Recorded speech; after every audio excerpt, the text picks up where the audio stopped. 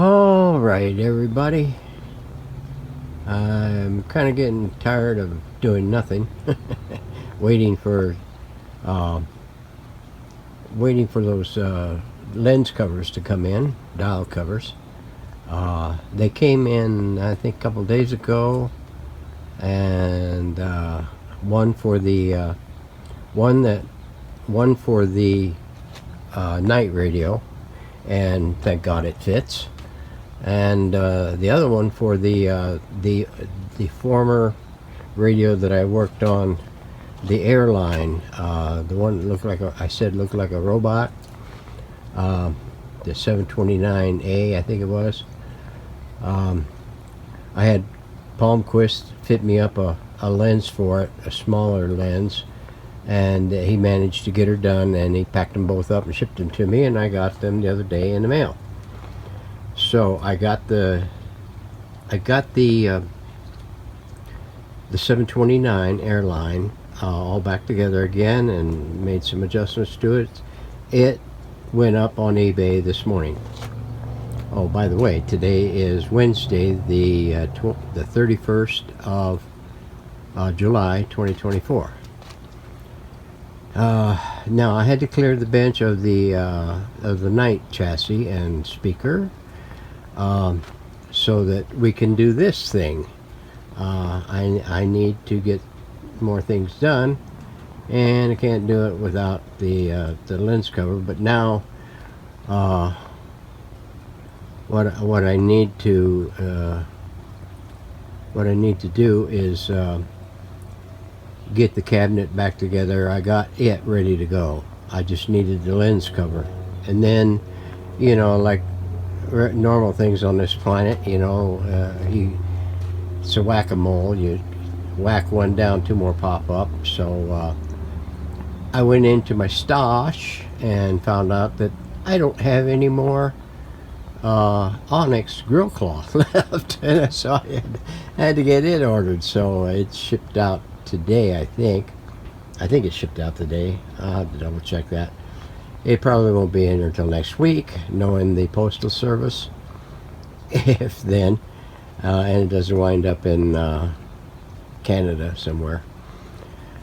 So we're going to go ahead and get into this until that grill cloth comes in, and then we will showcase that night radio finish.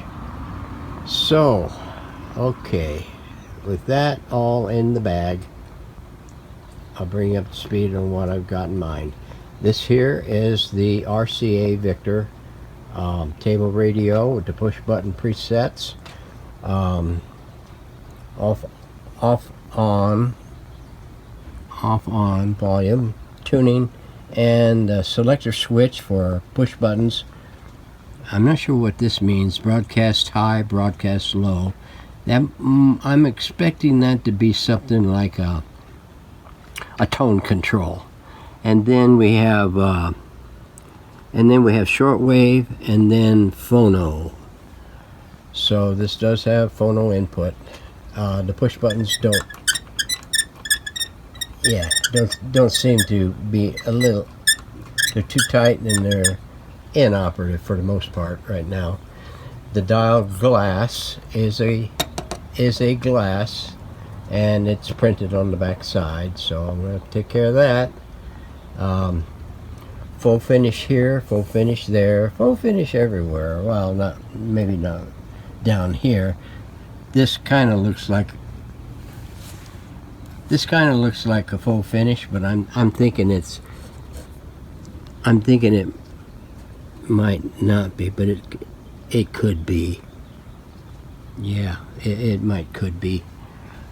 Might could be. It's got some nicking right here. There's missing stuff. Miss a little, well, not missing there, but it is missing here, from here to there. Chipped off. No other chips that I can see on it. Yeah, okay, this is shortwave. I think is from about 8.5 to about 15.5 or 16 maybe. I'm not sure. The bottom, yeah, it's got all its mounting screws in it. It doesn't have anything left of its pads, so but that's not a problem. We're going to get some new pads on it. This here, I think the owner or the seller was had advertised this as a 26 or 28 X4 or something like that, but it was they didn't have the model number right. I finally happened onto it by matching a picture view of this thing and a scan on Radio Museum, and managed to find the particular one, and it's showing a 26 X4. So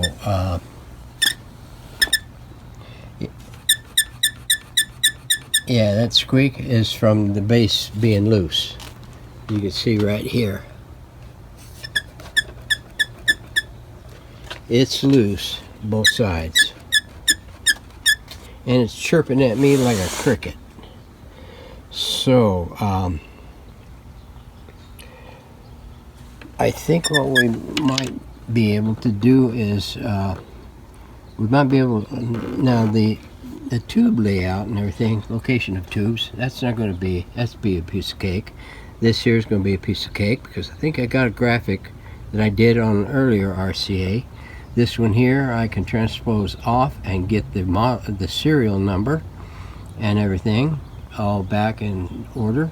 This here won't be there. Now the patent information is going to be a squeaker and the guarantee. Now I might glean those from other sources, but I may have this patent information because I've done 2 or 3 other RCAs, some being Canadian models, so they won't apply to this.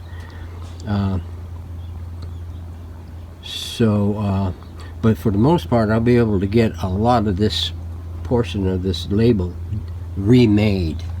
I just have to dig and hope to come up with something else. Only other thing I can figure is to bag another RCA off of eBay, and hopefully it has a good valid sticker intact. From what I can gather, I'm not sure if this radio had a back on it. I'm suspecting that maybe it did because of all these T-pins on the back here. They don't show any holes up here. Now I'm not sure why that would be, and why they only show up on the bottom. But I'll have to investigate that and see whether or not there was a back on this radio at one time, on this model of radio at one time. This here is a wire, and it's hooked to one of these posts here, and I'm guessing it's going to be a external antenna wire at one time or another. So I'm seeing some cloth covered wire in here. Hopefully they did it throughout. The wedges are broke loose, and some of them are missing, I think. I'm not sure, but wedges are not a problem because I got wedges. Well, not those kind of wedges, but I got wedges that I can use in place of these. Looks like all the tubes are there. Whether or not they're the right ones remains to be seen. Another coil mounted up on top of the chassis, I see, with a trimmer on it. The push button adjustments, Now let's take a look and see what we have here. I got this off of Radio Museum in 1941. Broadcast receiver. Alternative name RCA Manufacturing and Victor talking machines. And there's the picture of it. See what I mean? And it's the only picture, I believe. Oh no, there was another picture, but it was in a catalog. It was a picture of a catalog picture. So, and then the other thing is, here's a tube complement right here. A 12, SG7, SA7, SK7, SQ7, a 35L6, and a 35Z, as in zebra. No, not Z, zebra. And all these, I believe, are, looking at them, they're all GT tubes. Yeah. They're all GT tubes.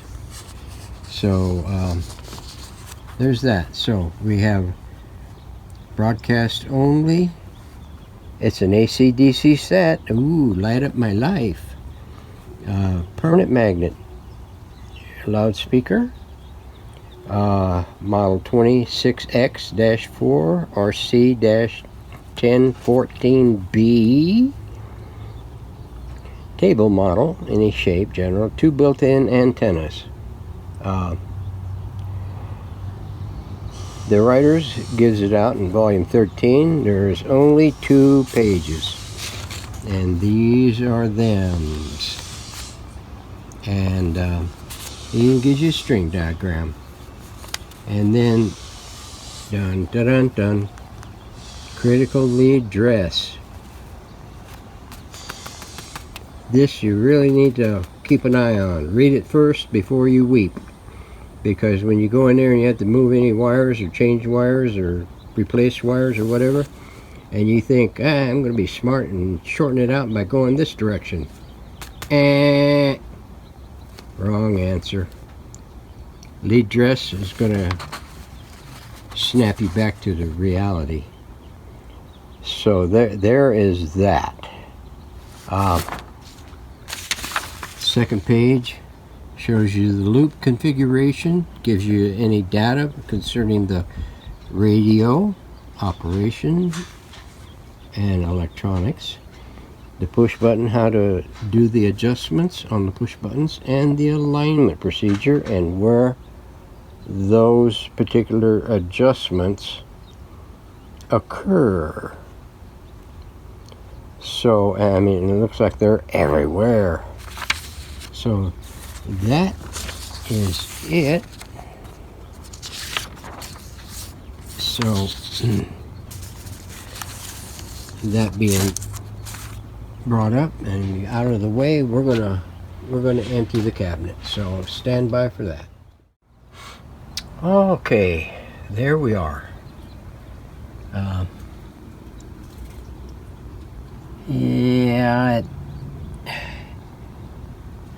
Yeah, some screws in there doing something. I don't know if it's holding this frame on for the speaker grill or what it's doing, but it's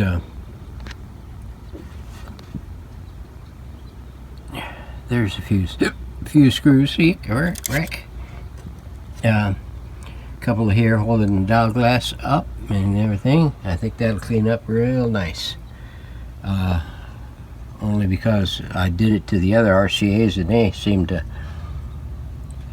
look pretty good in spite of the polish used on them.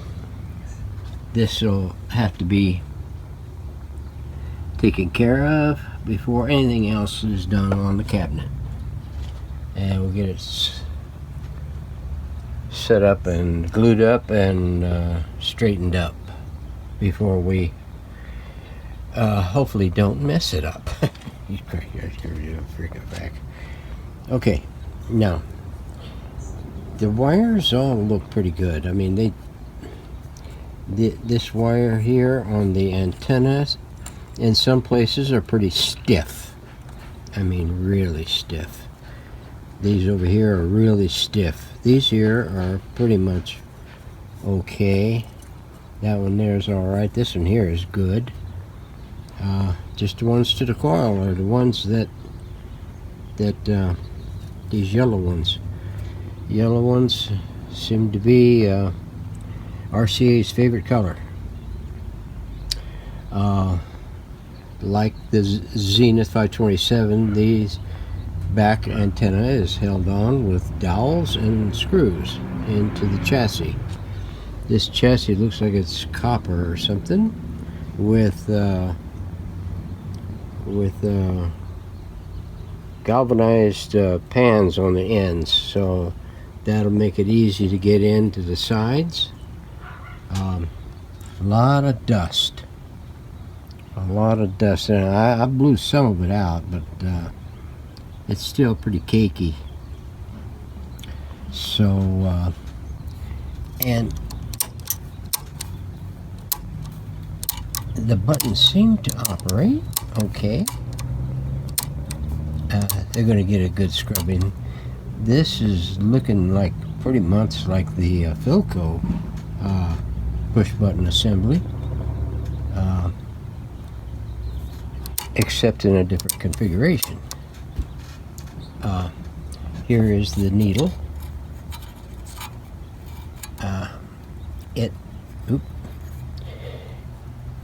It is bent, so we'll have to get that all stiffened up, straightened up, and finished up. One little, I think that's a 51 bulb. If it is, I think it's a 7-volt bulb. But we'll have to check it and see what it is. I can't quite get it out right now. AA said it's probably more than likely a 5 or a 7. Could be a 6.5, but I don't know. We'll find out. So the speaker looks pretty good.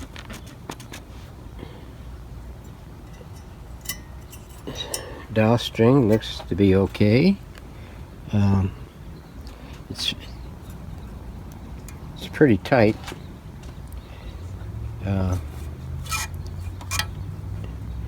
So let's flip this up and see what we got on the underside.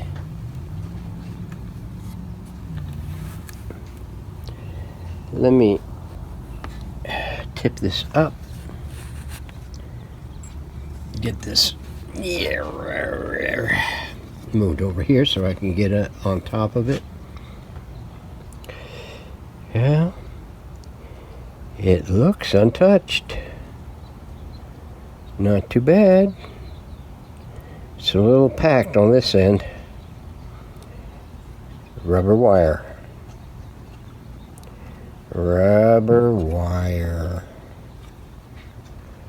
Looks like we might have to go the gamut on this one. This here is okay. That is alright. It's just this yellow covered wire. Now this cloth covered wire is kind of alright as long as you don't flex it too much, because you will crack it and expose the center lead in those. But all of this yellow wire is going to have to come out. No two ways about it. Oh my. Looks like we're going to have a real challenge on this one of getting that thing,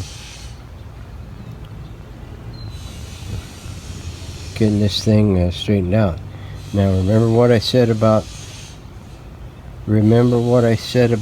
wire dress on that schematic. If you're going to attempt one like this and you're running into this, and you want to feel bold enough to tackle a situation like this, like I'm going to do, you need to take a lot of pictures so that you can see where the location of the component and the way the wire is routed to and from it. Because you will cause an issue later on down the road if you try to shortcut it, or especially in this realm, this area right here. Not so much down here on the output end, wherever the output end is. I think it might be right in here, but where your oscillator is and your switching is and your IFs are, pay particular attention, get lots of pictures, and if you do what I do and draw diagrams for the wiring, you know, the point-to-point wiring,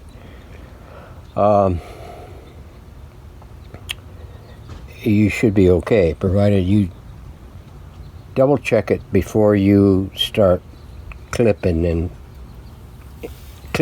grinning. So that's going to be what that is going to be. This one here is going to be a major undertaking. So this is not this is not the kind of radio you want to start your career with. You need to start with the simple one, like an AM only, and one that doesn't have a bunch of stuff shoehorned into it. I don't understand how in the hell they could do this back in the early 40s, even in the 30s.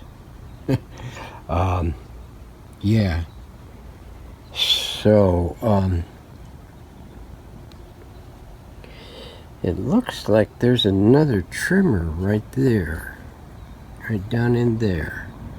And then, of course, there's a triple one right here with some fixed capacitors here and there.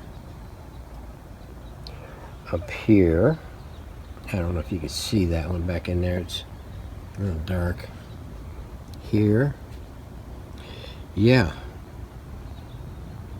We're going to have fun. It's a good thing these caps here on the ends will come off. It'll make getting in here a little less stressful. So anyway, that's what's going to happen with this. I think what we'll do in the next video is, I think it'll be in progress 1. We'll get this cord, looks still viable enough. We'll get the we'll bring it up on Dumb Boys and see what it's going to do. It might just work. Because it doesn't look like there's any stresses in there, at least from any one or two components like capacitors or resistors popped or something. So it might just work. If it doesn't, it might be from a tube. But I got Z5s, I got L6s, and I got 12 blah blah blah blah blah blah blah tubes. So that shouldn't be an issue. So hope you enjoyed this video. We're gonna wait on the other radio in order to showcase it. I think what we'll do is we'll just get everything together for it, get it all put back together and get it adjusted, and and debut it in a operation video. So be looking for that to happen probably next week. But in the meantime, we're gonna jump into this and start getting this checked out, and then we're gonna break it apart. So thanks for watching. Like and subscribe, and leave a comment or two what you think. Thanks for watching.